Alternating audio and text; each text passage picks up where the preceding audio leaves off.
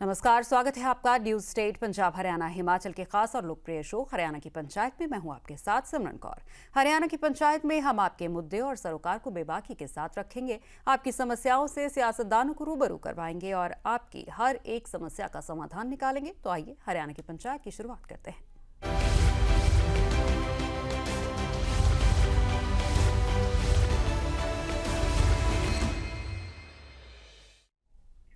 Live in relationship Haryana में समाज के लिए एक बड़ी चिंता का विषय बनते जा रहे हैं। ये कहना है हरियाणा राज्य महिला आयोग की अध्यक्ष रेणु भाटिया जी का। उन्होंने तलाक की बढ़ती दरों और परिवारों के टूटने के पीछे की वजह लिव इन रिलेशनशिप्स को बताया है। अपने कार्यकाल के दौरान दर्ज मामलों के आंकड़ों का हवाला देते हुए उन्होंने कहा कि तलाक और परिवार टूटने के लगभग 60% मामले लिव इन रिलेशनशिप के कारण ही होते हैं। महिला आयोग चेयरपर्सन रेणु भाटिया ने लिव इन रिलेशनशिप पर चिंता जाहिर करते हुए कहा कि अभी तक 3 सालों में जितने भी केस हमारे पास आए हैं उनमें से 60% मामले लिव इन रिलेशनशिप के हैं। लिव इन रिलेशनशिप को लेकर उन्होंने कहा कि इसे हमें प्रोत्साहित नहीं करना चाहिए और आज की डेट में सबसे ज्यादा क्राइम लिव इन रिलेशनशिप वाले पार्टनर्स के बीच ही होते हैं। वो ना तो शादी के बंधन में होते हैं और ना ही मामूली दोस्त होते हैं। उनके बीच पति पत्नी और दोस्तों से बढ़कर रिश्ता होता है। ऐसे में कई लड़ाई झगड़े बड़े क्राइम का रूप ले लेते हैं और इसलिए लिव इन रिलेशन से बचना चाहिए। आज हरियाणा की पंचायत में इसी मसले पर चर्चा करेंगे। तो कांग्रेस का इस मसले पर क्या कुछ कहना है, ये भी सुन लेते हैं।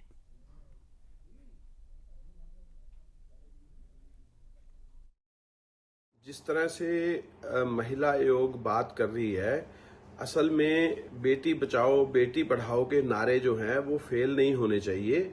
इनको चाहिए कि जो अपराध कर रहा है उसको संज्ञान लेना चाहिए। असल में जो इधर उधर की कहानियां डालकर बेटी बचाओ बेटी पढ़ाओ के नारे को फेल करती हुई भाजपा की सरकार दिखती है।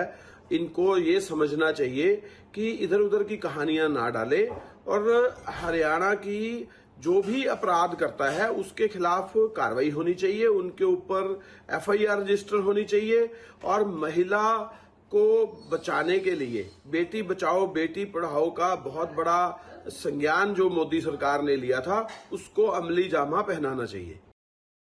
एक अभिशाप है।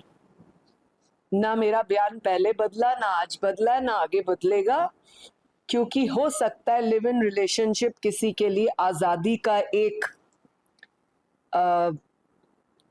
खुले मन का, आजादी का, मॉडर्न होने का, स्टाइलिश होने का या पर्सनल लाइफस्टाइल का एक सिस्टम जरूर हो, परंतु आयोग के नाते हम देखते हैं कि रोज लिव इन की वजह से 2 परिवार बर्बाद होते हैं। 2 लिव इन के लिए एक कानून है कि लिव इन वाली लड़की का अगर बच्चा हो जाता है उसको प्रॉपर्टी और लिविंग राइट्स वही मिलेंगे जो उस आदमी के पहले बच्चे के हैं। अभी तक ऑन रिकॉर्ड हमारे पास एक भी पति ऐसा नहीं आया जिसने लिव इन की वजह से पत्नी छोड़ी हो। एक्सेप्शंस आर देयर, इक्का दुक्का जिसकी नहीं बनती होगी छोड़ी होगी। अभी तक हमारे पास ऑन रिकॉर्ड ऐसा कोई भी लिव इन वाला आदमी नहीं आया जिसने अपनी लिव इन वाली लड़की के बच्चे को अधिकार दिया हो। अभी तक ऑन रिकॉर्ड हमारे पास कोई ऐसी लड़की नहीं आई जो लिव इन की वजह से खुश हो। तो आज इसी पर हम चर्चा करेंगे। हमारे साथ पैनल में जुड़ गई हैं रेणु भाटिया जी, अध्यक्ष महिला आयोग हरियाणा, और कुछ ही देर में हमारे साथ जुड़ेंगी बरखा त्रेहन जी, सोशल एक्टिविस्ट हैं। बरखा जी भी हमारे साथ जुड़ गए हैं। बरखा जी, रेणु जी, बहुत बहुत स्वागत आपका न्यूज स्टेट पंजाब हरियाणा हिमाचल पर। रेणु जी, सबसे पहला सवाल आपसे मैं जानना चाहूंगी, जिस तरीके से हम आपका बयान सुन रहे थे बहुत ही कंसर्न उसमें नजर आ रहा था कि लिव इन रिलेशनशिप जो है वो क्राइम को बढ़ावा दे रहे हैं, खास करके क्राइम अगेंस्ट वुमेन को। सबसे पहले तो यही जानना चाहेंगे कि ये कल्चर हमारी संस्कृति में आया कहाँ से, क्योंकि अगर खासतौर पर हम पंजाब हरियाणा की बात करें तो हम लोग एक बहुत ही सिंपल लिविंग में बिलीव करते हैं। ये वेस्टर्नाइजेशन का जो इन्फ्लुएंस है, ये हमारे बच्चे बच्चियां इसको ऐसे एक्सेप्ट कर रहे हैं कि जैसे ये बहुत ही कोई अच्छी अच्छी चीज़ है जिसको हमारा समाज जो है वो इतना अच्छा मानता नहीं है। और आपने भी बताया कि क्राइम का एक बड़ा कारण लिव इन रिलेशनशिप आजकल बनते जा रहे हैं। तो ये भी आपसे जानना चाहेंगे कि किस तरीके के काम महिला आयोग कर रहा है कि ऐसे क्राइम कम हो और बच्चों को किस तरीके से जागरूक किया जाए। देखिए, ये कितना इम्पोर्टेंट सब्जेक्ट है जिसके ऊपर आज बहुत चर्चा भी है। और अगर हरियाणा महिला आयोग की अध्यक्षा के नाते मुझसे आप पर्सनली पूछती हैं कि हमारे पास कितने केसेस ऐसे हुए और क्या हुआ, तो हमारे पास जितने भी केसेस इन 3 वर्षों में मेरी अध्यक्षता के अंतर्गत आए हैं, उनमें 80% केसेस लिव इन की वजह से हैं। और मैंने जैसे अपने वक्तव्य में पहले भी कहा, आप दिखा रहे थे, सुना रहे थे सबको, कि एक भी केस ऐसा नहीं आया जिसमें कोई हैप्पी एंडिंग हुई हो। कोई भी रिलेशन हो, चाहे पेरेंट्स का हो, चाहे इन लॉज का हो, ब्रदर सिस्टर का हो, हैप्पी एंडिंग तो हर एक में चाहिए ना। और फिर ये रिलेशन, इसकी जो मान्यता मिली, जिस लेवल की मिली, जितनी इसमें थिन लाइंस हैं, बाइंडिंग्स हैं, वो सक्सेसफुल होती कम से कम मैंने तो नहीं देखी। यस, अगर कोई ऐसा रिलेशनशिप में सक्सेस है और वो कहीं बाहर नहीं आया या हम तक नहीं पहुंची वो स्टोरी, ताकि हम उसको एक एग्जाम्पल के तौर पे बता दें, तो ऐसा हुआ नहीं है। आपने ये प्रश्न किया कि महिला आयोग इसके लिए क्या सुधार कर रहा है या किस तरह से हम इन मुद्दों को ले रहे हैं। तो हमारा प्रयास है पिछले 3 सालों से कि हम school, colleges, universities, working place, इन सब में POSH act, POCSO act plus live in relationship का क्या एक्ट है, क्या कानून पास हुआ, उसमें क्या बाइंडिंग्स है, क्या लाइंस हैं, वो हम सबको बताएं, so that any girl who listens to us today, maybe she is not in live-in relationship right now, but maybe she will be in relationship with somebody, keeping in mind कि वो continue होगा, हम शादी करेंगे, फिर आगे बढ़ेंगे, all that. So she should know goods and bads of that thing, giving the examples of particular cases. क्योंकि जब तक आप किसी केस को प्रैक्टिकली नहीं बताते हो, जब तक आप कानून के दायरे में रह के कानून के आधार पर किसी को नहीं बताते हो, लोगों को लगता है ओहो ये तो बोल रहे हैं, बोलने के लिए बोला जा रहा है। But I want to be very practical with the subject, so that हम काम को काम की तरह करें, रिस्पॉन्सिबिलिटी की तरह करें, ना कि एक खाना पूर्ति जिसका कोई रिजल्ट पॉजिटिव ना निकले। That's why I feel to work hard on this particular subject, because मेरा मानना है अगर मैं 100 बेटियों को काउंसिल कर लेती हूँ, गाइडलाइंस दे देती हूँ, उनको प्रोटेक्टिव एंगल्स के बारे में बता देती हूँ as commission chairperson, and if even 20 obey that or follow that or think about that particular, so we are successful, because 20 के साथ 20 families और मिला लीजिए 40 सक्सेस स्टोरीज बनती हैं। जी बिल्कुल। तो आपका कहना है कि महिला आयोग जिस तरीके से आपने जो बयान दिया उस पर काम भी कर रहा है। बरखा त्रेहन जी हमारे साथ हैं, यहाँ सोशल एक्टिविस्ट हैं। बरखा जी, बात यहाँ यंगस्टर्स की जाए वो भी ठीक है, कंसर्न का इशू है, लेकिन मुझे याद है कुछ ही समय पहले एक ऐसा केस आया था कि बहुत एजड एक कपल था, वो लिव इन में रहते थे, फिर उनका प्रॉपर्टी का विवाद हुआ, बच्चों को लेकर विवाद हुआ। तो ऐसे केसेस को किस तरीके से काउंसिल किया जा सकता है? क्योंकि अब वो तो नहीं कि छोटे बच्चों की तरह तो उन्हें नहीं समझाया जा सकता, लेकिन उस लेवल पर, यानी कि एज के उस लेवल पर अगर ऐसे क्रिमिनल केसेस या फैमिली केसेस आते हैं, उन्हें किस तरीके से काउंसिल किया जा सकता है? देखिए, काउंसलिंग की तो बात हम बाद में करते हैं, पहले लिव इन है क्या उसके बारे में बात कर लेते हैं। लिव इन में जिम्मेदारी नहीं, सिर्फ सुविधा देखी जाती है। जैसा कि आपने अभी केस बताया, उसमें भी सिर्फ सुविधा देखी जाती है। जब रिश्ता टूटता है तो अक्सर अपराध की शक्ल ले लेता है। जिन रिश्ते में वफादारी और पारिवारिक बंधन नहीं होते, वहां धोखा और हिंसा ज्यादा देखने को मिलती है, जैसा कि अभी रेणु जी बता रही थी। आजकल आप देखिए, कोई भी हाई प्रोफाइल मर्डर होता है ना, तो उसमें लिव इन रिलेशनशिप जरूर जुड़ा होता है। जो शादी नाम की संस्था थी, उसमें बड़े बूढ़ों का आशीर्वाद था, उसमें बड़े बूढ़ों की जो एक होता है ना कि एक नजर रहती है, तो वो इन्वॉल्वमेंट, रिस्पॉन्सिबिलिटी, जी, रिस्पॉन्सिबिलिटी, और वो जो होता है वो घर में, परिवार में बैठ के उन चीजों पे बात करी जाती थी पहले, तभी डाइवोर्स रेट कम होता था। आज divorce rate rocket shooting high है, जस्ट बिकॉज कोई भी शादी नाम की संस्था में बिलीव ही नहीं कर रहा, क्योंकि उसको इजी मिल रहा है। लिव इन में बॉडी काउंट 40, 50, 60, 70, 100, उससे भी ज्यादा, और इसे फ्लॉन्ट किया जा रहा है, सोशल मीडिया पे लिखा जाता है। लेकिन युवा पीढ़ी को ये समझना होगा और उन्हें समझाना भी होगा कि लिव इन में प्यार तो है, पर सुरक्षा और स्थिरता नहीं है। और भी एक बात कहना चाहूंगी जो कि बहुत इंपॉर्टेंट है, कि ज्यादातर पुरुष झूठे आरोपों का शिकार होते हैं। ब्रेकअप के बाद उन पर रेप, शोषण, घरेलू हिंसा के केस दर्ज कराए जाते हैं, और ये जो केसेस हैं इसके आंकड़े भयावह हैं। शादी जैसे महिलाओं के लिए कानूनी सुरक्षा मिलती है, लेकिन पुरुषों के लिए कोई सुरक्षा नहीं है, ना लिव इन में, ना शादी में। तो लिव इन में अगर रह रहे हैं पुरुष, तो वो और ज्यादा घातक है उनके लिए, उनको लिव इन में नहीं रहना चाहिए। मैं तो हमेशा पुरुषों को यही सलाह देती हूँ। बिल्कुल। और कोई हेल्पलाइन नहीं है, कोई आयोग नहीं है। जब पुरुष फंसता है तो उसे कोई कानून सहारा नहीं देता, वो अकेले सिस्टम से लड़ते हैं और मर जाते हैं। इसीलिए जो उनकी सुसाइड का दर्द है वो 3 गुना है शादीशुदा महिलाओं से, और आज अगर हत्याएं भी जोड़ लें पुरुषों की तो 4 गुना। ये भी एक हकीकत है, और इसके बारे में मैं तो अक्सर हर रोज बात करती हूँ।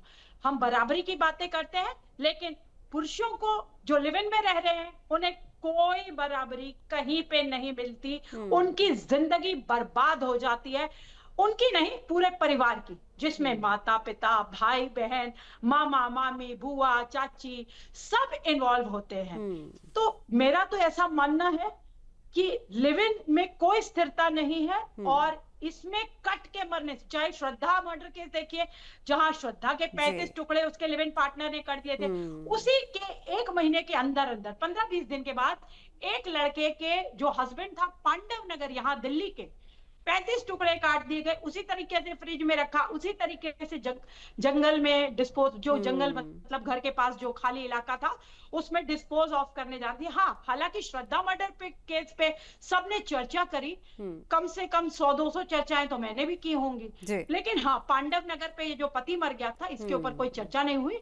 तो ऐसे केसेस जो हैं समाज के लिए एक बड़ी गलत दिशा की तरफ जा रहे हैं, और इंसाफ सबको मिलना चाहिए, न्याय सबके साथ होना चाहिए। जी। लिव इन कल्चर जो है वो हमारी भारतीय संस्कृति में कतई नहीं, बिल्कुल बिल्कुल नहीं है। और गंभीर विषय है, आपने बहुत अच्छी बात कही। जहां महिलाओं के लिए तो बहुत सारी हेल्पलाइंस हैं, बहुत सारे लॉ भी बने हुए हैं वहीं, लेकिन अगर ऐसे किसी रिलेशन में कोई पुरुष पीड़ित होगा तो उसके लिए कोई हेल्पलाइन या कोई ऐसा लॉ नहीं है जो इस मुद्दे को और भी ज्यादा गंभीर बना सकता है, क्योंकि फिर डिप्रेशन में जो पुरुष है वो सुसाइड की तरफ बढ़ते हैं। रेणु जी, आपके पास आना चाहूंगी। बच्चियों से आपने भी अक्सर बात की होगी, कॉलेजेस में, यूनिवर्सिटीज में आप जाती रहती हैं। फ्रीडम के नाम पर लड़कियों को बहुत होता है कि हमारी अपनी लाइफ है, हमारी अपनी चॉइस है, फ्रीडम है, और जब कोर्ट ने भी मान्यता दे रखी है तो आप बोलने वाले कौन होते हैं, आप समझाने वाले कौन होते हैं। अक्सर अपने पेरेंट्स से भी बच्चियां या बच्चे इस मामले को लेकर लड़ते जरूर हैं। यहाँ काउंसलिंग की बहुत ज्यादा जरूरत है, क्योंकि आने वाली जनरेशन को पेरेंट्स या टीचर्स या आप हम जैसे लोग नहीं समझाएंगे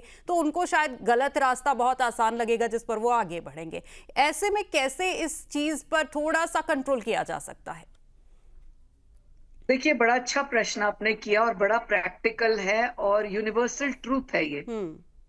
अगर आप बच्चों को घर में इन चीजों को समझाते हैं तो उनको लगता है कि पेरेंट्स तो अब आउटडेटेड है, एक जनरेशन गैप हो गया है, इसलिए माता पिता को कुछ नहीं पता, जबकि उन्हीं माता पिता ने इनको बड़ा किया होता है, जो कि अपने आप में एक बहुत बड़ा पाप है। बट जो आप कह रहे मॉडर्नाइजेशन की तरफ लड़के लड़कियां जा रहे हैं, इंडिपेंडेंस की तरफ जा रहे हैं, वो जो भी शिक्षा ग्रहण करते हैं इंडिया में या अब्रॉड, वो वेस्टर्नाइज कल्चर को अपने जिंदगी में लेना चाहते हैं। बट जितना मैंने स्टडी किया, केसेस को भी सुना, देखा, विजिट किया, ट्रैवल किया, मैंने ये देखा कि वेस्टर्न कल्चर अगर अपने आप में इन चीजों को इंडिपेंडेंट मानता है, अपनी इंडिपेंडेंस को वैल्यू करता है, तो फिर वहां इस तरह के ratio of murders, ratio of 376 जो रेप का केस होता है, ये रेशो कम है, because they get in relationship, physical consent with each other, then they separate with their own consent. They don't push each other to a court or to cases. लेकिन यहाँ क्या है, हिंदुस्तान में हम मॉडर्न भी होना चाहते हैं, विदेशी भी बनना चाहते हैं, एजुकेटेड गिने जाना चाहते हैं, लेकिन हम वापस केस भी करना चाहते हैं। जैसे अभी मेरी दोस्त ने बोला जी कि पुरुषों के ऊपर बहुत सारे केस होते हैं, कोई उनका आयोग नहीं, कोई उनकी हेल्पलाइन नहीं। मेरा उस बात के लिए मैं कुछ एग्री करती हूँ, पर दूसरे एंगल को मैं अगर बोलूं तो जितने लड़के लिव इन में हैं, पुरुष लिव इन में हैं, अनमैरिड या मैरिड, स्पेसिफिकली मैरिड, अगर वो मैच्योर होते हुए, बाल बच्चेदार होते हुए, जानकार होते हुए, समझदार होते हुए अगर वो रिलेशनशिप में आते हैं with a unmarried girl, with a young girl, just for his entertainment, he is spoiling to women. One is wife who will go in mental trauma, which cases are with us. वो mental trauma में जाती है, वो अपने बच्चों का ध्यान नहीं कर पाती, वो आत्महत्या में चली जाती है, वो रोज शक की निगाह से हर बात को देखने लगती है, बहुत इस तरह से। और एक वो लड़की का क्या फ्यूचर है जिसको आप खुद अनमैरिड बन के फॉल्स प्रोमिसेस करके रिलेशनशिप में ले आए, and she is you tell her that we'll get married very soon. जो लोग अपने नए रिलेशनशिप को ये बोल देते हैं कि मेरी वाइफ है, बहुत बुरी है, मैं उसको तलाक देने वाला हूं, फिर हम जल्द शादी करेंगे, जल्द शादी करने की उम्मीद पर और इस आड़ में फिजिकल मिसयूज होता रहता है। फिर at the end of the day वो कहते हैं अरे मेरी पत्नी लड़ रही है, कोर्ट में चली गई है। I have gone through so many cases like this, जिसमें 80% तो कम से कम आदमियों की एक ही लाइन होती है, जब वो छोड़ना चाहते वो कहते मेरी पत्नी को पता लग गया। Exactly. और तब तक उसे अनमैरिड बन के बताते रहते हैं। या लड़की को अपने एंगल से अपनी तरफ करने के लिए, I am talking very bold which is very practical, and I have seen in 12,000 cases. तो वो उस लड़की को बुद्धू बनाते रहते हैं और हमारी वो बेटियां बुद्धू बनती रहती हैं, I will use this word. और at the end of the day वो ये बोलता रहता है कि मेरी वाइफ तो बड़ी मूर्ख है, बड़ी बुद्धू है, समझदार नहीं है, सुंदर नहीं है, मोटी है, पतली है, काली है, नीली है, पीली है, ऑल दीज बहानास he keeps on doing it to get engage with that girl personally, touch में उसके साथ ऑल दैट गुल्लू गुल्लू इज डन। और फिर at the end of the day he says मेरी वाइफ को पता लग गया एंड ऑल। यही एंड होता है, यही। और फिर उसके बाद वो बच्चे आ जाते हैं सामने जिनके बारे में कभी जिक्र ही नहीं हुआ होता। I have seen no wife, I will repeat, अभी तक ऐसी कोई पत्नी नहीं आई जो इस बात पर राजी हो कि मेरे पति का लिव इन था, उससे उसको बच्चा हुआ और मैं उसको अपने बच्चों का अधिकार देने को तैयार हूँ। बिल्कुल, बहुत ही ज़्यादा बड़ा कंसर्न है, क्योंकि यंग लड़कियां स्पेशली जब छोटे शहरों से आती हैं तो इतना माइंड डेवलप नहीं होता है कि सही गलत का पता उन्हें चल पाए। तो ऐसे में आप जिस तरीके से बता रही हैं कि स्कूल कॉलेज जाके कैंप लगाना, स्पेशल वर्कशॉप्स लगाना, थोड़ा उन्हें मैच्योरिटी की तरफ बताना कि क्या सही है क्या गलत है, और ये बहुत ज़्यादा ज़रूरी हो जाता है। बरखा जी, आप मुस्कुरा रही थी रेनू जी की बात पर, और दूसरा मैं सवाल आपसे ये भी पूछना चाहूँगी कि एक फ्लिप साइड इसका ये भी है कि ऐसे डिस्कशंस जब आप और हम जैसे लोग बैठ के करते हैं तो इसका ड्रॉबैक उन लड़कियों को भुगतना पड़ता है जो कहीं छोटे शहर में बैठी हैं लेकिन बहुत कैपेबल है, पढ़ना चाहती हैं आगे और बाहर निकलना चाहती है, लेकिन उनके पेरेंट्स जब ऐसे केसेस देखते हैं तो वो घबराते हैं, उन्हें मौका नहीं मिलता। बिल्कुल सही आपका प्रश्न है। लेकिन मेरा छोटा सा सवाल था जिसका जवाब अभी तक नहीं मिला कि जो लिव इन में महिलाएं रह रही होती हैं, जब वो उस लिव इन से बाहर आती, जो मल्टीपल रिलेशनशिप की हम बात कर रहे हैं, एक लिव इन से काम नहीं चलता, बहुत सारे मल्टीपल रिलेशनशिप होते हैं। तो उसको जब हाँ, नहीं, मैं हनी ट्रैपिंग की बात नहीं कर रही हूँ। जब एक से मन भर गया, फिर दूसरे से, तीसरे के साथ, चौथे के साथ, पांचवे, जो आजकल चल रहा है, एक के साथ नहीं 4-5 बॉयफ्रेंड या 4-5 गर्लफ्रेंड होनी चाहिए। मैं दोनों की बात कर रही हूँ यहाँ पे। तो जो आत्महत्या की दर इसलिए बढ़ रही है क्योंकि अगर लड़की लिव इन रिलेशनशिप में से निकल जाए और वो किसी दूसरे के साथ रहना शुरू कर दे, और फिर लड़के के ऊपर जब वो बलात्कार का केस फाइल करती है और वहां हिंसा भी एंटर कर जाती है, तब लड़की की सुनवाई तो कहीं होती ही नहीं है। उसका क्या अधिकार है? अपराध तो बढ़ गया, हिंसा भी बढ़ गई, लेकिन उसका क्या कोई हल किसी के पास आज तक है ही नहीं। एक बात आप लोग लगातार डिस्कस करते आए, मैं हर चैनल पे सुनती हूँ कि जो महिलाएं हैं, छोटी बच्चियां हैं, मैरिड मैन हो या अनमैरिड मैन हो, वो उनको फंसा लेते हैं। भाई फंसती कैसे हैं? 2 महीने की बच्चियां हैं जिनको गोद में उठा के ले जाके फंसा दिया जाता है। लड़कियों को सबसे पहले बहुत वेज जाती है ये बात। कई बार बच्चियां वाकई बहुत भोली होती हैं, कई बार वाकई वो बहुत स्मार्ट होती है, उनको पता होता है कि हम क्या कर रहे हैं और इससे हमें बेनिफिट क्या मिल सकता है। बिल्कुल, दोनों साइड जाती है ये बात। यस, दोनों साइड जाती है।